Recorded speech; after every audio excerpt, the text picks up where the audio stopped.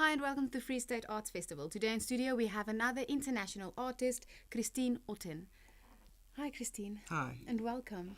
Thank you. So you are a novelist. Yes, I am. Will you please tell us more about your work and what you do? Well, yeah, I'm a novelist. Actually, the thing why I'm here is because my book about the last poets, that's a group of African American poets, godfathers of hip hop, came out in English recently. So, wow. and I think that's what I mainly do. I write novels, but they're based on real people. Okay. And on real stories. I'd like to be out there, and so some years ago I came on this story of the last poets, and it came actually through my son, who was a hip hop fan. I had already written some novels, some autobiographical novels, and I didn't know anything about black culture. About I was brought up white. I was brought up very liberal and a working class background. But white. And then my son, who was a hip-hop fan, he came home with this video about these last poets. And I saw these guys that were very influential on a lot of hip-hop artists, but also on writers and singers, and been revolutionary. They had like famous poems like "Niggers are scared of revolution." So I thought, well, let's meet them. Let's go for an interview. Yes. And I was not prepared of what happened in Harlem, because it was kind of a homecoming, talking about homecoming. Yes. And I'd never expected that, but there was a kind of an instant connection. These guys opened up and told their stories, amazing life stories about where they came from the ghettos, black ghettos, and wanted to become poets in the 60s. Inspired by the message of Malcolm X and the music of John Coltrane and the Temptations, and they really they had of course a real struggle to deliver, because it was not easy for black men to become famous. They became instantly famous all over the world. They were very actually well known also over here. They were inspired by a South African poet. I don't know if I pronounced the name. It was Willie Kotitsili, but he was very famous. So they had some struggles, and I was there in Harlem, and I became interested and wanted to write a book about them, a novel. So that's what I did.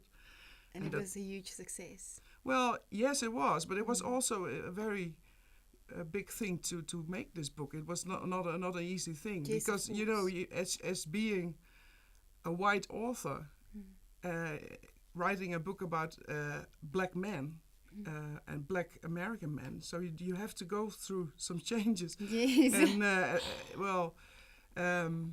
I wanted to understand this main character of the book was Umar bin Hassan. He was like an amazing poet, but also been like a crack junkie for like 13 years, and it is with this. So I wanted to understand how can a brilliant poet be such a destructive person at the same time, and at the same time a famous, wonderful poet and a loving person. And but in order to understand him, I had to go into the culture. So I interviewed all the families and the women, especially the mothers and the daughters and the lovers and the wives, and then I read everything about African American culture and music. So you had to do a lot of research. Yes, I did, and I was there during the 9/11 attack. So that was a big thing, but it was also an opportunity for me, because they really took care of me. So I came into that. And can you please tell me what are you bringing to the festival this year for the people to see or to listen to? Actually, I'm going to do some poetry, because I love to perform and I love to do poetry, and it's actually a story in poetry. I probably do that with local musicians. That's what I've been promised, but we'll see what happens. I think that will happen, and of course I'm going to be in a panel and talk about my work, and we're going to talk about with South African writers about this issue, this cultural appropriation issue, because it is an issue, of course, and I understand it completely that it is an issue. And it's not the way I see it. It's not It's not that you can't write from a people of a different race. Of course, you can do it, but it's the way. How do you do it, and how humble you are? Yeah. And like I said, when I met this guy, Umar bin Hassan, we connected instantly. And the thing was, by writing this novel, I learned to understand my own background, because the connection was made on a personal level. It had nothing to do with skin color or whatever, because we both grew up with like fathers who were mad and had serious self-esteem issues because of neglect, and he of racism and my father of poverty and all that. So we were both, we understand it on a human level. Yes. And because of this understanding and this wanting to understand, we got to, I got to know into another culture. Oh, that's beautiful. And learned eventually to understand my own background and my own demons and my father's background. So this is what I say. You have to be humble as a writer, but you always have to be humble. Yeah. Otherwise, you can't be a good novelist, because if you're not humble, they won't tell you anything new. Yes, of course. Yeah.